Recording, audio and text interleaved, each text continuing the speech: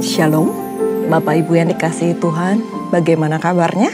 Saya berdoa kita semuanya dalam perlindungan Tuhan dan dalam kondisi yang sangat luar biasa. Nah, pada hari ini kita akan sama-sama membahas dari Mazmur 10, melanjutkan dari Mazmur 9, Allah pelindung orang-orang saleh yang sudah kita bahas kemarin. Dan sebelum kita masuk lebih dalam lagi, kita belajar tentang satu kebenaran firman Tuhan yang sangat luar biasa. Saya mengajak Bapak Ibu untuk sama-sama menyembah Tuhan, meninggikan Tuhan, kita sama-sama bermazmur untuk Tuhan. Minta urapan Tuhan turun atas kita, sehingga kita dimampukan untuk melakukan firman Tuhan. Korea watashikiku, haleluya, kiara la la la la watashande. Terima kasih Tuhan, terima kasih Yesus,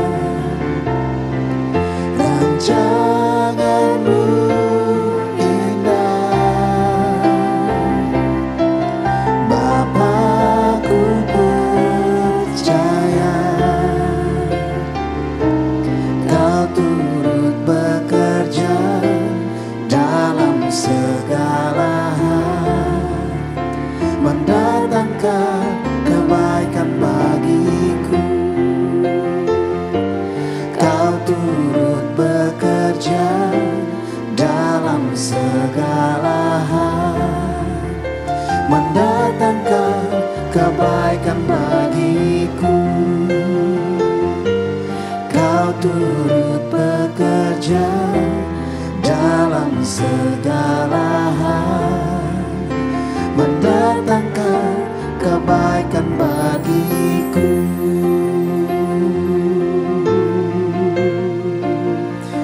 Terima kasih Tuhan, Kau turut bekerja mendatangkan kebaikan bagi hidup kami. Kiranya masana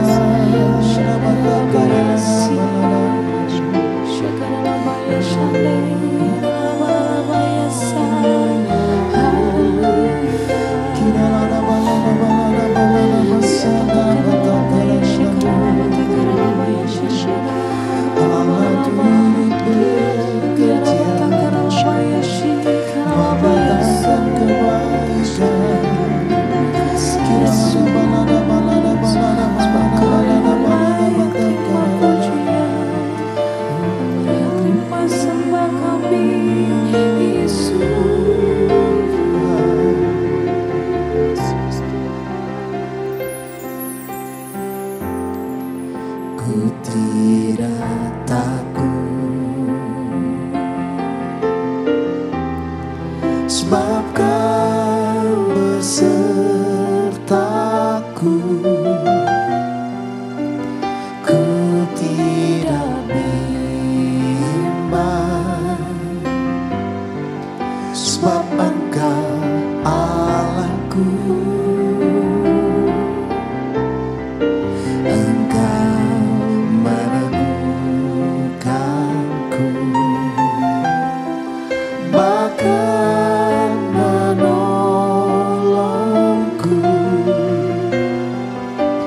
Kau batu karangku, Yesus Tuhan. Yesus memegangku dengan tangan kanan-Mu. Yesus memberiku kemenangan.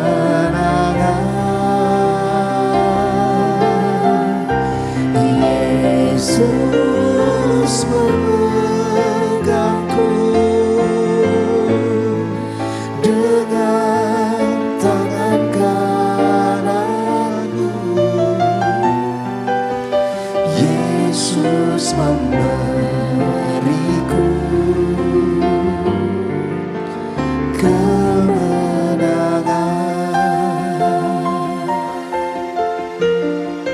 Ku tidak takut, sebab Kau besertaku. Ku tidak bimbang, sebab Engkau Allahku. Engkau meneguhkanku, bahkan menolongku. Kau batu karangku, Yesus Tuhan. Yesus memegangku dengan tangan kanan-Mu. Yesus memberiku kemenangan. Yesus memegangku dengan tangan kanan-Mu. Yesus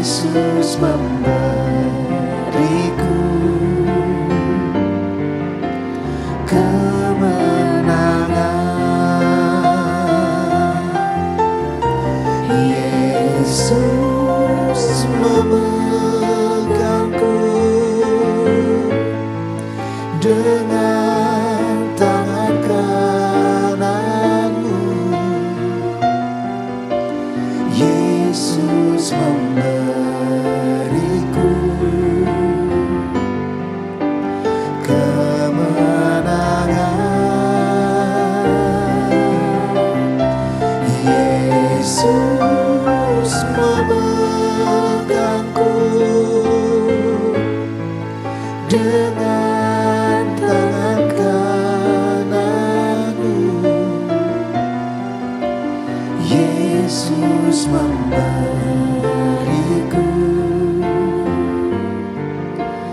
kemenangan.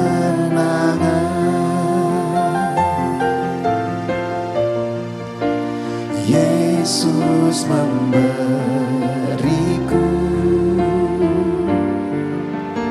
kemenangan.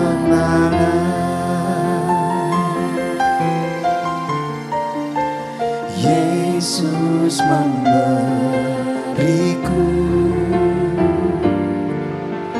kemenangan.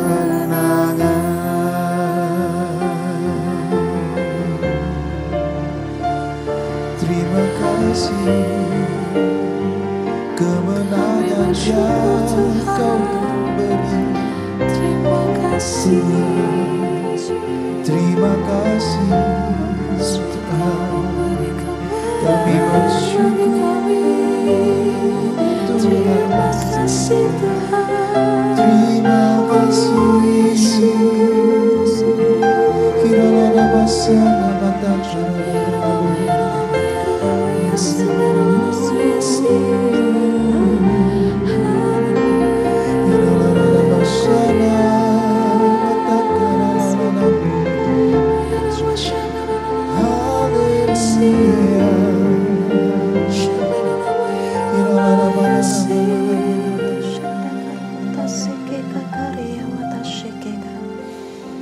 Terima kasih Tuhan.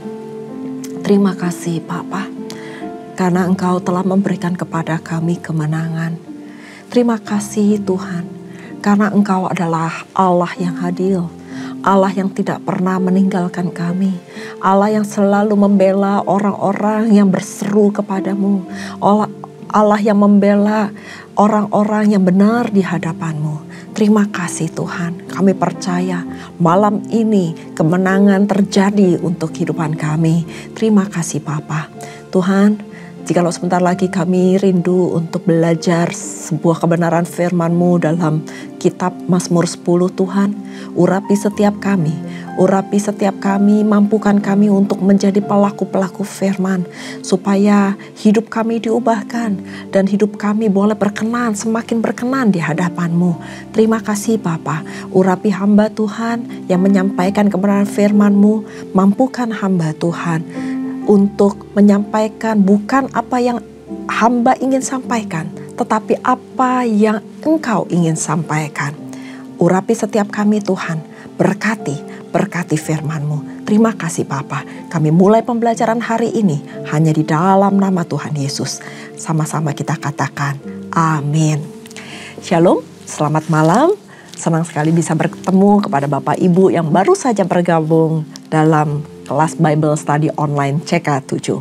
Nah, pada malam hari ini kita akan menyambung pembacaan kita dari Mazmur 9, tetapi yang kali ini lanjutan dari Mazmur 9, yaitu Mazmur 10, karena ini adalah satu perikop yang cukup panjang. Jadi dibagi dua dan kita akan membahas di pasal yang ke-10-nya.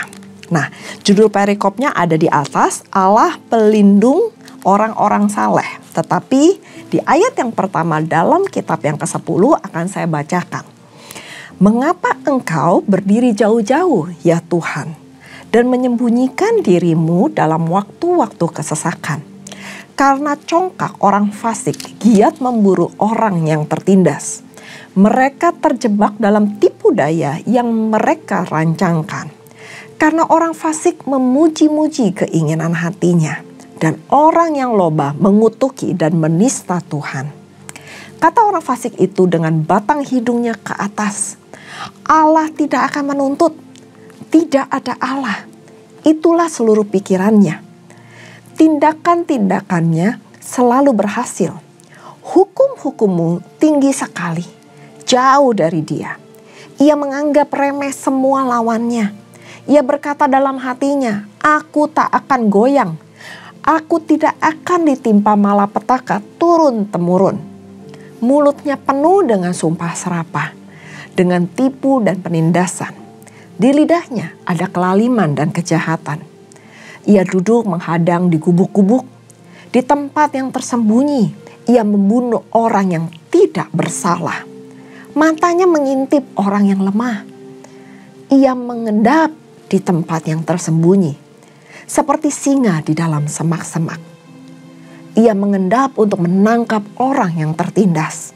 Ia menangkap orang yang tertindas itu dengan menariknya ke dalam jaringnya. Ia membungkuk dan meniarap. Lalu orang-orang lemah jatuh ke dalam cakarnya yang kuat. Ia berkata dalam hatinya, Allah melupakannya. Ia menyembunyikan wajahnya dan tidak akan melihatnya untuk seterusnya. Ayat 12 dikatakan, bangkitlah Tuhan, ya Allah, ulurkanlah tanganmu. Janganlah lupakan orang-orang yang tertindas. Mengapa orang-orang fasik menista Allah sambil berkata dalam hatinya, engkau tidak menuntut? Engkau memang melihatnya, sebab engkaulah yang melihat kesusahan dan sakit hati, supaya engkau mengambilnya ke dalam tanganmu sendiri. Kepadamulah orang lemah menyerahkan diri, yaitu anak yatim engkau menjadi penolong. Patahkanlah lengan orang fasik dan orang jahat. Tuntutlah kefasikannya, sampai engkau tidak menemuinya lagi. Tuhan adalah Raja untuk seterusnya dan selama-lamanya. Bangsa-bangsa lenyap dari tanahnya. Keinginan orang-orang tertindas telah kau dengarkan ya Tuhan. Engkau menguatkan hati mereka. Engkau memasang telingamu untuk memberikan keadilan kepada anak yatim dan orang yang terinjak. Supaya tidak ada lagi seorang manusia di bumi berani menakut-nakuti. Demikian firman Tuhan. Di dalam pasal ini kita telah baca, adakah orang jahat atau orang fasik yang enak dan makmur hidupnya? Saya ingin katakan banyak sekali. Jujur saja, saat iman kita mungkin lagi lemah, kita mungkin bisa iri dalam kehidupan mereka. Kok rasanya mereka orang fasik, mereka nggak beribadah, mereka hidup seenaknya. Tapi kayaknya hidup mereka kok fine-fine aja. Bahkan lebih enak daripada hidupnya orang-orang yang takut akan Tuhan. Di Mazmur 10 ayat yang pertama dikatakan, mengapa engkau berdiri jauh-jauh ya Tuhan, dan menyembunyikan dirimu dalam waktu-waktu kesesakan. Di sini pemazmur Daud jelas mengatakan, kadang kita merasakan Tuhan jauh dan menyembunyikan wajahnya pada saat kita mengalami kesesakan dan pergumulan. Kita merasakan seolah-olah kita ini sendirian dan menghadapi pergumulan hidup yang berat itu di dalam kesesakan kita sendiri. Dan itu adalah sangat menyakitkan. Kita sudah susah, gak ada yang tolong, gak ada yang temenin. Sedangkan kalau kita dalam keadaan baik-baik aja, banyak sahabat-sahabat kita yang mendekat. Apalagi yang sangat menyedihkan, Tuhan itu seakan-akan gak kelihatan. Seakan-akan jauh dari kita. Itu membuat kondisi kita mungkin sangat terpuruk dan sangat sakit. Ketika keadaan kita gak baik dan kita mulai bertanya, di manakah Tuhan? Mungkin beberapa kita merasa, kok rasanya Tuhan gak jawab doa saya ya? Tuhan justru saat saya lagi susah, Tuhan itu jauh ya. Dan apa yang harus kita lakukan kalau seandainya Tuhan itu terasa jauh dari kita? Yang ingin saya sampaikan melalui Mazmur 10 ini, justru masa-masa seperti itulah Tuhan ingin mendewasakan hubungan kita dengan Dia, untuk membentuk karakter kita, untuk membangun level dari iman kita. Kalau manusia bisa dipisahkan dengan jarak dan waktu, satu hal, Tuhan tidak bisa dipisahkan dengan jarak dan waktu. Perasaan itu hanyalah perasaan kita, tetapi Tuhan tidak sekali-kali meninggalkan atau melupakan kita. Daud memiliki hubungan persahabatan yang paling akrab dengan Tuhan, meskipun ia mengalami keadaan yang sedemikian. Jelas dikatakan dalam seruan Daud, "Mengapa engkau berdiri jauh-jauh ya Tuhan, menyembunyikan dirimu pada waktu aku ini mengalami kesesakan?" Apakah Tuhan benar-benar meninggalkan Daud? Tentu saja enggak. Dia enggak pernah meninggalkan Daud dan tidak sekali-kali meninggalkan kita. Kalau kita sudah belajar sama-sama di Ulangan 31 ayat 8 dikatakan, "Sebab Tuhan ia sendiri yang akan berjalan di depanmu. Dia sendiri akan menyertai engkau, menyertai Bapak, Ibu, dan saya. Dan dia, yaitu Tuhan Allah, tidak akan membiarkan engkau dan tidak akan meninggalkan engkau. Janganlah takut dan janganlah patah hati." Jangan iri kepada orang fasik. Itulah firman Tuhan yang kita harus pegang.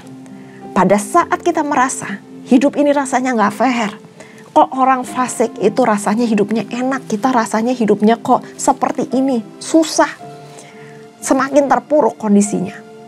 Gak usah khawatir. Mereka yang giat memburu orang yang tertindas dan menista keinginan hatinya dengan mengutuki dan menista Tuhan, itu Tuhan gak akan tinggal diam. Di ayat 3 dikatakan, merasa Allah itu tidak ada sehingga ia tidak menuntut apa-apa kepadanya. Dan di ayat 4 pun dikatakan bahwa kita tidak perlu marah kepada orang yang jahat atau iri kepada orang yang fasik. Yang ingin Daud sampaikan adalah gak usah kita mikirin orang yang fasik, karena percuma. Kita gak usah mikirin mereka. Secara duniawi mereka tampaknya berlimpah, berkat dan hidup enak dan seenaknya.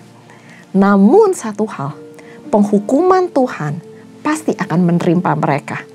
Karena Tuhan adalah hakim yang adil. Kita sama-sama sudah belajar dari Mazmur 9. Dan yang kedua, berkat duniawi bukanlah tujuan kita. Karena kita menjadi Kristen, menjadi pengikut Kristus, itu rindu untuk mencari Allah dan kebenarannya. Bukan mencari hal-hal yang ada di dunia ini. Tapi kita harus memikirkan perkara-perkara yang di atas. Karena yang ada di bumi ini semuanya sifatnya sementara.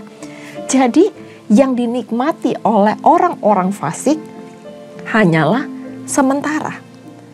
Lalu pertanyaannya, bagaimana sikap kita kalau kita mengalami kondisi seperti itu? Yang pertama, yang ingin saya katakan, sebagaimana Daud melakukannya, katakanlah kepada Tuhan apa yang menjadi perasaan kita. Curahkan seluruh isi hati kita kepada Tuhan. Karena Tuhan pasti mendengar curahan hati kita. Dan Tuhan menyukai kita apa adanya. Jujur pada diri kita sendiri dan jujur kepada setiap perasaan yang kita alami kepada Tuhan. Kalau kita sedang sedih, katakan kita sedih kepada Tuhan. Kalau kita mungkin lagi kesel, katakan nama Tuhan. Tuhan, saya ini kesel. Kok rasanya hidup ini gak fair? Jangan pernah ragu untuk menyatakan apa yang engkau rasakan kepada Tuhan. Dan yang kedua, selain kita mencurahkan isi hati kita kepada Tuhan, pusatkan perhatian dan pengharapan kita kepada Tuhan. Apapun situasi kita pada saat ini, peganglah bahwa Tuhan tidak akan pernah berubah. Kalau kita merasa Tuhan jauh, itu hanya perasaan kita saja. Karena kondisi kita yang dalam kesesakan, yang dalam keadaan terjepit. Tapi Tuhan itu gak pernah berubah. Ingatlah bahwa Tuhan itu kekal. Tuhan itu baik. Tuhan itu penolong. Dia pasti akan memberikan kemenangan kepada kita. Tepat pada waktunya. Percayalah kepada Tuhan. Sembahlah Dia. Berharaplah kepada Dia. Dalam situasi apapun. Sehingga hubungan kita dengan Tuhan semakin dalam. Level rohani kita, level iman kita semakin naik. Bersyukurlah kepada Tuhan. karena Dia baik, bahwasanya untuk selamanya, dulu, sekarang, bahkan sampai selama-lamanya. Sekali-kali Tuhan tidak akan pernah meninggalkan kita. Sekali-kali Tuhan tidak pernah jauh dari kita. Dia selalu dekat, sedekat doa. Pada saat kita menyatakan keinginan kita, kerinduan kita, curahan hati kita kepada Tuhan. Iya, Tuhan yang adil, Tuhan yang berkenan, pasti akan mendengar setiap seruan doa kita. Bapak Ibu yang dikasihi Tuhan, saya berdoa firman ini menguatkan kita. Kalau kita mengalami kesesakan, kalau kita mengalami hal-hal yang kita anggap mungkin gak fair dalam hidup ini. Kenapa mereka yang rasanya lebih enak, padahal mereka tidak percaya kepada Tuhan? Ini adalah kabar baik untuk Bapak, Ibu, dan saya. Waktu Tuhan belum selesai. Saat Tuhan belum selesai. Ada waktunya. Tuhan akan angkat kita. Tuhan akan bela kita. Karena Tuhan adalah hakim yang adil. Mari kita berdoa. Terima kasih Tuhan untuk kebenaran firman-Mu bahwa kami memiliki Engkau, Allah yang hidup, Allah yang begitu dekat dengan kami, Allah yang membela kami, dan kami percaya kemenangan pasti akan terjadi dalam hidup kami, karena Engkau adalah tempat perlindungan yang maha tinggi, yang tidak pernah terlelap, yang tidak pernah jauh dari kami. Engkau sebatas doa. Pada saat kami berdoa, Engkau akan mendengar setiap seruan doa kami.